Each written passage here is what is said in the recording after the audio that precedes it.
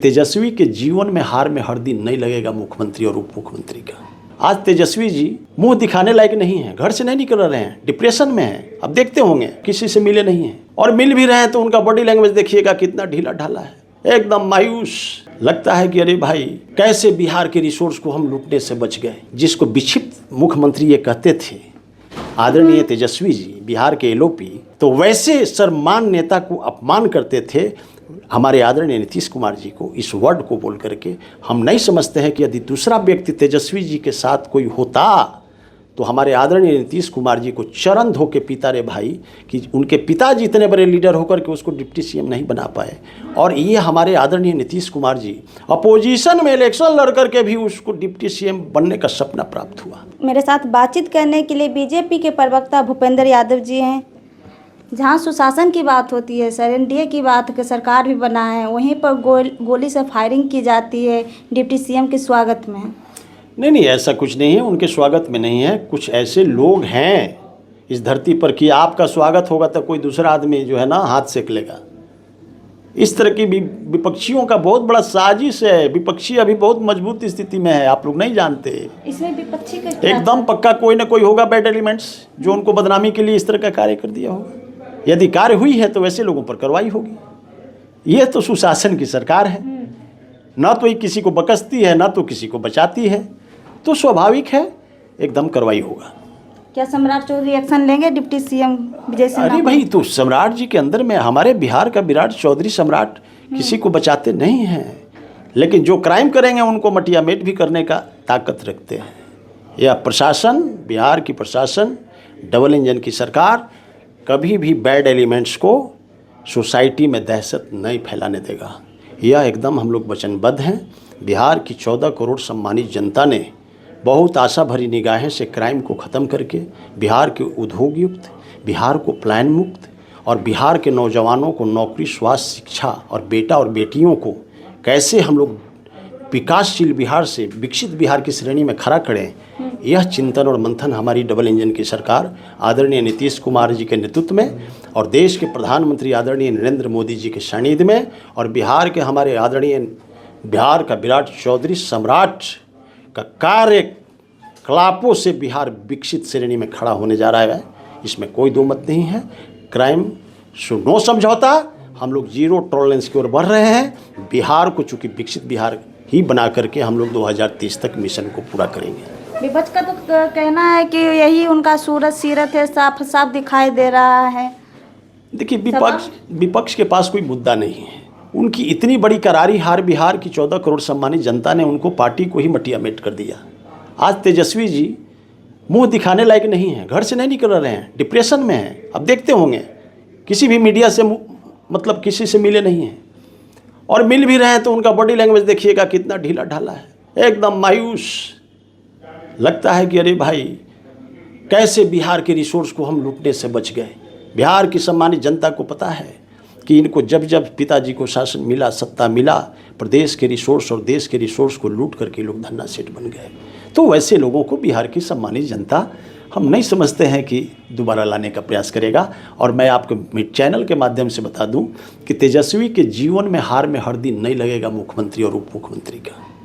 ये तो खैर मनाइए, जिसको विक्षिप्त मुख्यमंत्री ये कहते थे आदरणीय तेजस्वी जी, बिहार के एलओपी, उस विक्षिप्त जो कहते थे उनको, तो वैसे सर्वमान नेता को अपमान करते थे हमारे आदरणीय नीतीश कुमार जी को। इस वर्ड को बोल करके हम नहीं समझते हैं कि यदि दूसरा व्यक्ति तेजस्वी जी के साथ कोई होता तो हमारे आदरणीय नीतीश कुमार जी को चरण धो के पीता रे भाई कि उनके पिताजी इतने बड़े लीडर होकर के उसको डिप्टी सीएम नहीं बना पाए। और ये हमारे आदरणीय नीतीश कुमार जी अपोजिशन में इलेक्शन लड़ करके भी उसको डिप्टी सीएम बनने का सपना प्राप्त हुआ।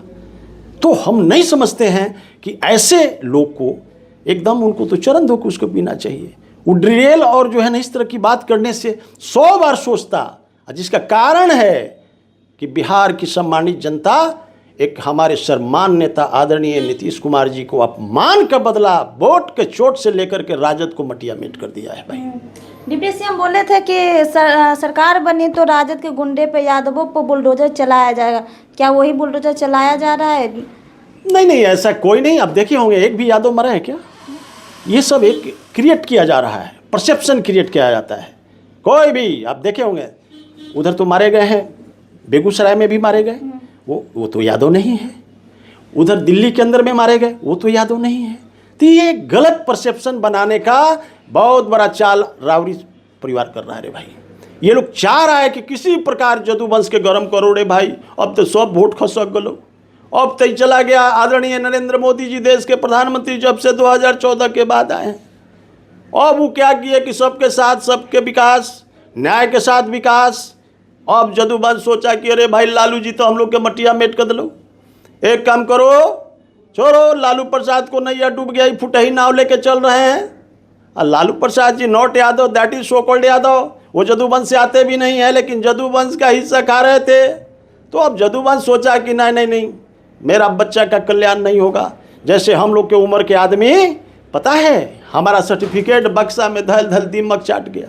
हमने बच्चा को समझाया, पूरे बिहार के नौजवान ने समझाया। 90 के दशक को जिसने देखा था, उन्होंने अपने बच्चे को कहा कि अरे भाई ये दंगाई बलवाई पार्टी है, ऐसे को वोट नहीं करना।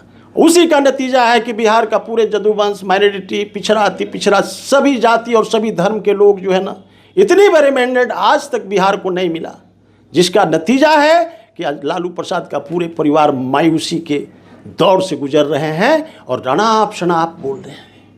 तो इससे कोई फर्क नहीं पड़ता।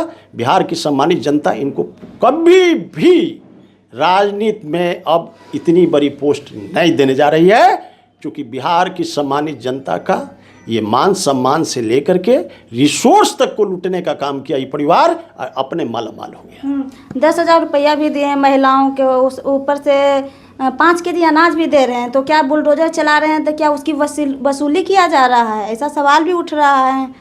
नहीं नहीं, देखिए ऐसा है, कुछ एक जगह ऐसा घटना घटा है, ये बात फैक्ट मैं बता रहा हूँ ना।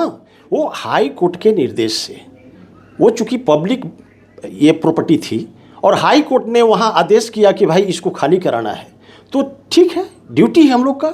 ये सुशासन में प्रशासनिक मुहैया कराना हमारी ड्यूटी है, ताकि उसको खाली करा करके हाई कोर्ट को सम्मान हम लोग किए हैं। लेकिन उसके साथ साथ उन गरीबों को हम लोग उसका वैकल्पिक व्यवस्था करके उनको पक्का मकान देने का काम करेंगे। बहुत जल्द उस पर कार्य चल रहा है। हमारी सरकार उनको अनदेखी नहीं करेगी। जिस आशा और आशा भरी निगाहें से हम लोग को वोट दिया है, बिहार की सम्मानित जनता, प्लस जिनका घर भी टूटा है, उनको हम लोग एकदम आपके चैनल के माध्यम से बोल रहा हूँ, उनको ज़मीन मुहैया करा करके उनको वैकल्पिक व्यवस्था करके पक्का मकान दिया जाएगा। बोल रहे हैं वोट देने का भुगतान भर रहे हैं दलित, गरीब, अति पिछड़ा सब। नहीं नहीं नहीं नहीं, ऐसा कुछ नहीं है। देखो बिहार का कैसे डेवलप बिहार हो, ये विकासशील बिहार है। कुछ देर के लिए लगेगा लोगों को कि भाई बुलडोजर चल रहा है, ये हो रहा है, तो हम तो ये कहते हैं कि सरकारी ज़मीन का अतिक्रमण नहीं करिए। लेकिन दलित ही टारगेट क्यों हो रहा है? नहीं नहीं, दलित तो एक जगह, दलित बेचारे बसे हुए हैं, वो हमारे हैं। हम लोग उनका मान सम्मान करेंगे। हम लोग उनको एकदम वैकल्पिक व्यवस्था करके, सुसज्जित करके, उनको मकान बना करके देने का काम करेंगे। जी, बहुत बहुत धन्यवाद। मेरे साथ बीजेपी के प्रवक्ता भूपेंद्र यादव जी थे। बाकी इस पर बातचीत पर आपकी क्या राय है, कमेंट बॉक्स में ज़रूर बताइएगा। धन्यवाद।